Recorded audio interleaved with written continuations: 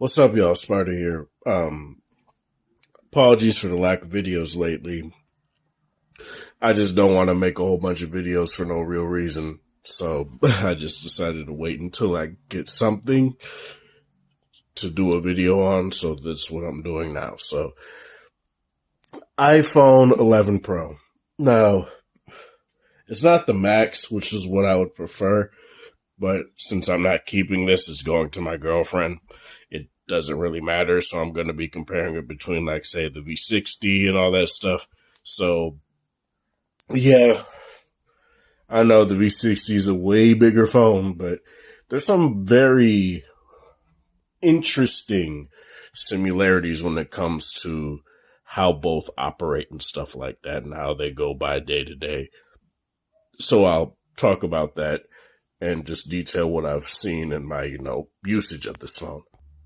But I want to talk about, I don't necessarily want to call this a review because I've only had it for a week. And I'm giving it to my girlfriend Monday. And of course, everyone's zooming down the fucking. Since I'm giving it to my girlfriend Monday, I don't necessarily want to call this a review.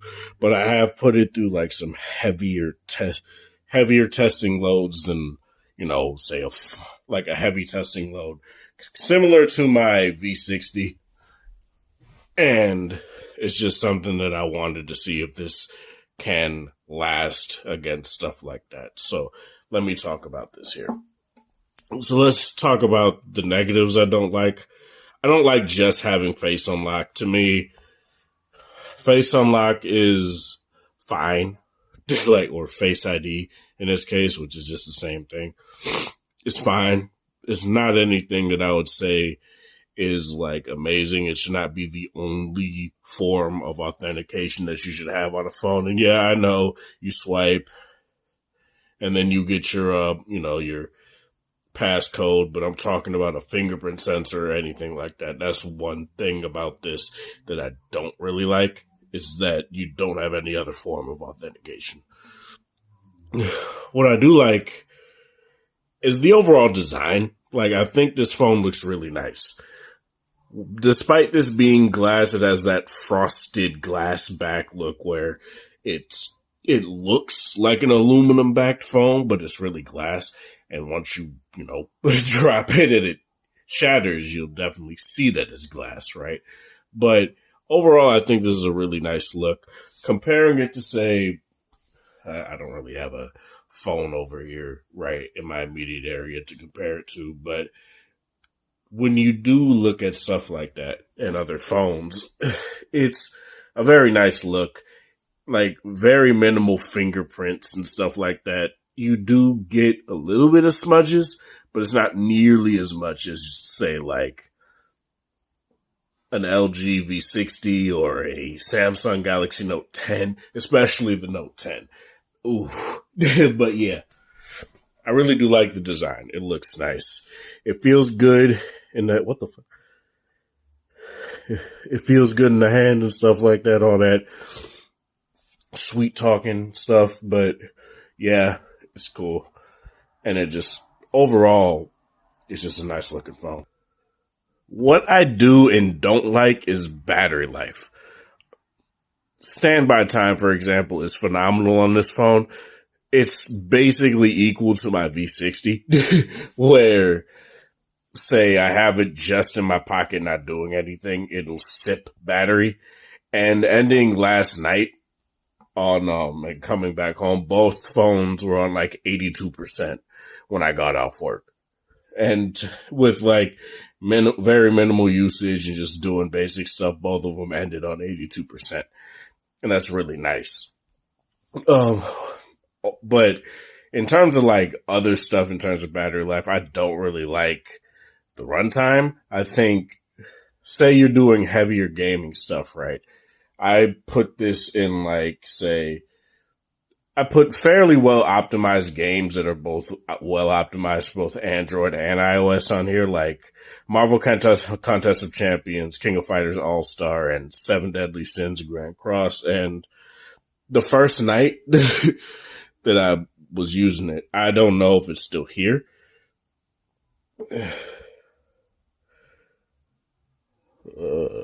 see. Seven Deadly Sins took up an hour and 24 minutes. Now, the one thing that I really don't like how their screen time looks and stuff, how it shows how this is, but it does give you a good enough week to week. 3 hours and 35 minutes of YouTube today. It's nice. It's no V60, but it's nice. Now let me compare the battery life on this to the battery life on the V60. And there is no comparison really, but I just wanted to show you guys. Well, let me see if I can find it first here. Now, unfortunately, I can't find those screenshots, but I think for Seven Deadly Sins, I was able to get like maybe 4 to 5 hours of just continuous, like just auto grinding and stuff like that on my V60. King of Fighters All-Star, I was able to get like a whopping 6 hours of just letting it auto grind resources in the background and stuff like that as well. Marvel Contest of Champions, which a lot of people tend to still think that it's not optimized on Android at all. And I will compare it on here to the LG G8 as well, and show you guys that it's not really like the G8 actually runs the game at 60 frames per second, whereas on the 11 Pro, it runs it at 30, but it has all these effects and stuff like that. Like, say there's rain, it'll have like little rain droplets going down the screen. You're in like Mephisto's lair or something like that. Steam will be rising up and all that crap. It's cute, but to me, I value stuff that, functionality over how things look. And 60 frames per second is more valuable to me than, it has all these nice effects. So that's all I really wanted to say about that. But I really can't do any further testing. But I'm pretty sure if I tried, it can maybe do 2.5 hours of like Seven Deadly Sins. I don't know how long it was doing KOF All-Star, but it was actually doing fairly well.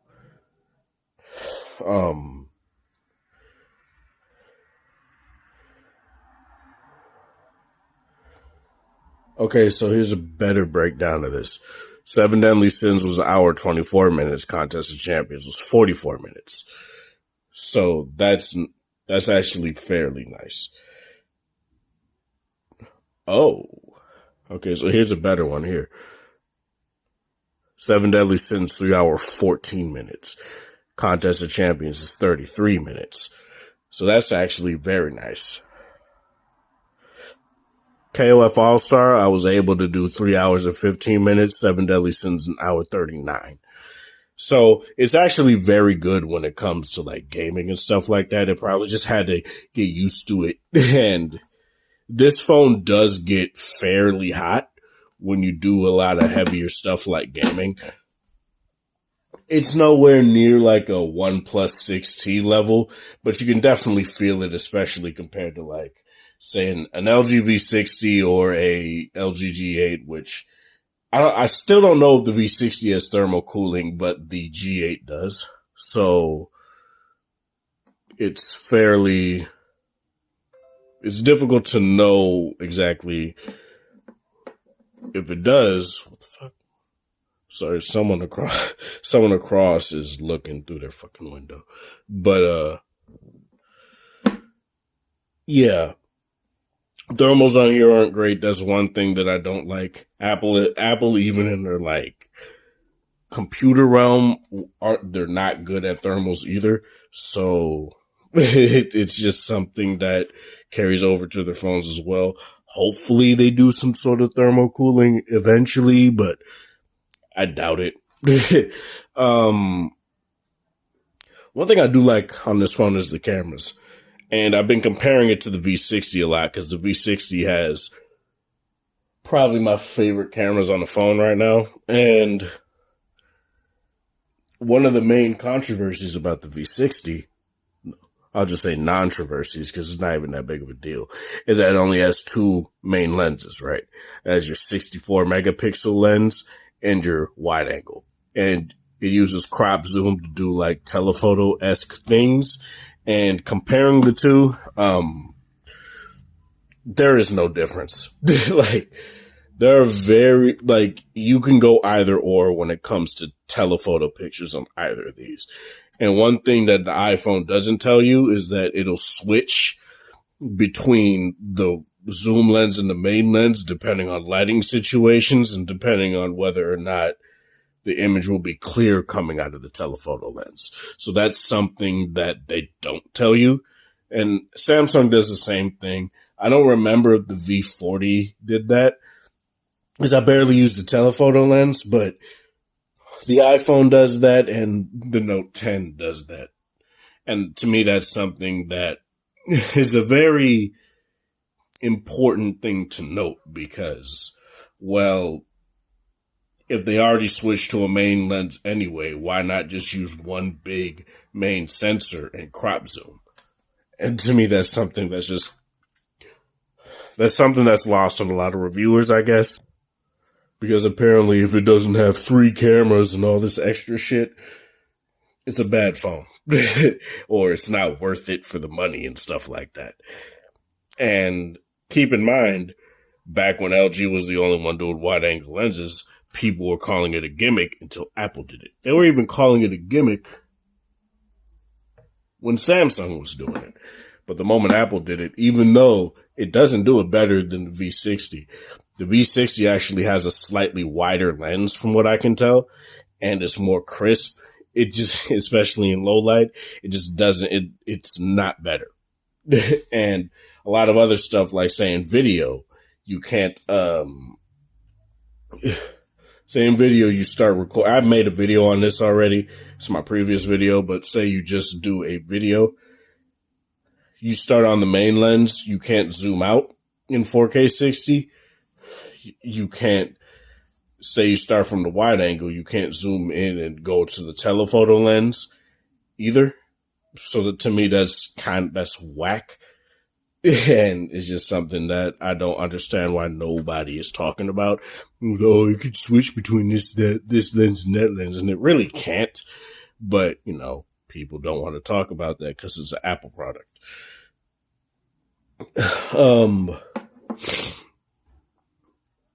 What else? I'm not going to break down specs or anything like that. It is a very fast and smooth phone.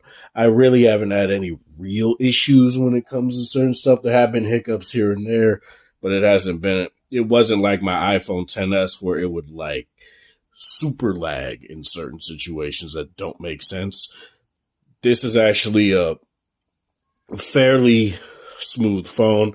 I really don't have any sort of issues when it comes to like operation and stuff like that.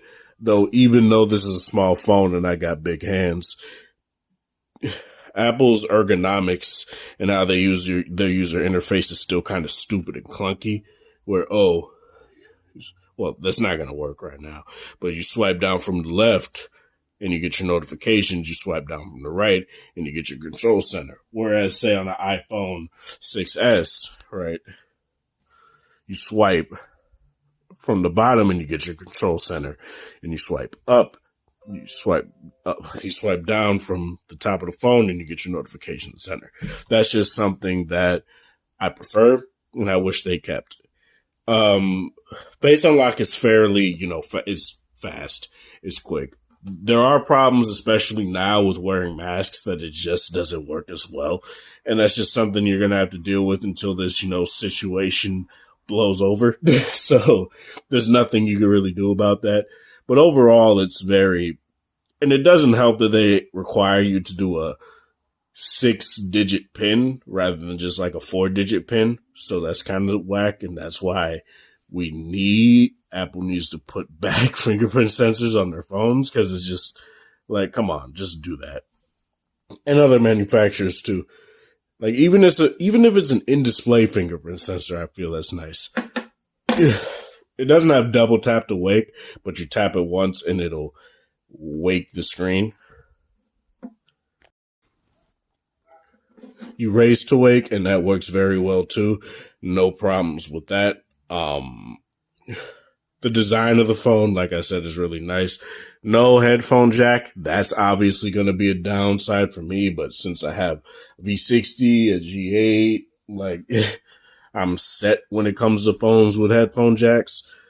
So it's not really that big of a deal to me. It does have Bluetooth 5, but what I've noticed with like my LG Tone Free is that there are more dropouts. There are dropouts with it. And whereas there's no dropouts on my V60, that may be a it's an LG product, so it works better with LG stuff. I don't think LG does that. Samsung and Apple definitely do that, but I don't think LG is on that level of pettiness where like, oh no, you have to use our phone if you want the best experience, because it's not really true in a lot of cases. But yeah, if you want a Bluetooth headset, I would say get the AirPods Pro with this. I had the AirPods Pro for a little bit. I liked them, but I just gave them to my girl, and then she gave it to her brother because he needed headphones. So yeah,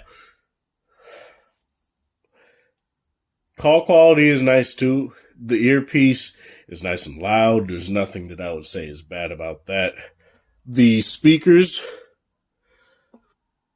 are good for late 2019, but 2020, after say the V60, no. In fact, these sound very similar. They're more full than say the LG G8 speakers, but the G8 speakers can definitely get louder. And it is very content dependent too, saying on how people mix their audio and stuff like that. So these speakers aren't great, but they are dual speakers, so that's nice. And they sound good enough, say, if you just want to watch a video or something. But they're not gonna feel like a bathroom or anything if you want to take a shower or bath like the V60 will. And that's just something that, you should keep into consideration. What else? I did talk about cameras a little bit. Audio, Bluetooth works. Bluetooth works. You're not really going to get any sort of like terrible kind of things. Only the fact that it's probably never going to support aptX. So sadly, people are just going to have to quell that dream. I don't really know what else to say. Like, I don't use selfie cameras, so I'm not going to talk about the selfie camera on here. There's really nothing about this phone that I dislike. It's just not the phone for me. Like, there's a lot of finicky stuff. Siri is trash. Like, it's just bad. Like, I never use Siri at all. And it's just something that I wish they need to improve. Because at the end of the day, if your AI only tells jokes, that's really nothing special. And it can do the basics like, oh, what's the weather? And play this, play that. That's very basic. And to me, that's not a value proposition, especially for it to be the first AI for phones, right? It kind of slacked behind. Even Cortana. It slacked behind Cortana when that was a thing. So yeah, overall, though, the iPhone 11 Pro is nice. If I ever get my hands on the 11 Pro Max, I'll definitely keep it because, I need a reference device, obviously. So this is Sparta. Thank you guys for watching. Thanks for the support. Hope you guys have a wonderful Saturday, whatever time of day it is in your area. Like the video if you like it, dislike it. If you dislike it, share with people that are interested in sort of content, and have a good one.